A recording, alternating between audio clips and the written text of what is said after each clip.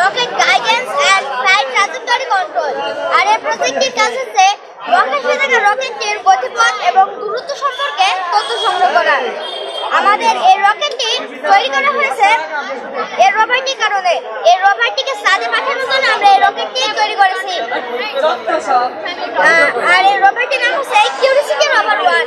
এটা কাজ হচ্ছে চাঁদে গিয়ে বিভিন্ন তথ্য সংগ্রহ করা ও রেডিও কমিউনিকেশনের মাধ্যমে বিভিন্ন থাকা কম্পিউটারে প্রেরণ করা। এখানে রয়েছে একটি 180 ডিগ্রি অ্যাঙ্গেলের নাইট ভিশন ক্যামেরা, যেটি চাঁদে কিউরিওসিটি রোভার 1-কে বিভিন্ন তথ্য সংগ্রহ করবে এবং এই সিগন্যাল অ্যান্টেনার মাধ্যমে পৃথিবীতে থাকা কম্পিউটারে প্রেরণ করবে।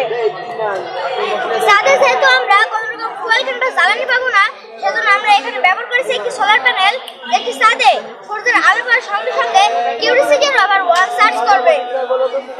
আমরা তাছাড়াও এখানে ব্যবহার করেছি একটি স্বয়ংক্রিয় সেন্সর, যেটি কিউরিওসিটি রোভার 1-কে চাঁদের মাটিতে নিরাপদ পথে চলতে সাহায্য করবে। যেহেতু আমরা রকেট সায়েন্স নিয়ে কাজ করছি, তাই একই প্রযুক্তি ব্যবহার করে এয়ার ডিফেন্স সিস্টেম তৈরি করা কোনো বিষয় না। আমাদের এই প্রজেক্টের নাম হচ্ছে বাংলাদেশ এয়ার ডিফেন্স সিস্টেম।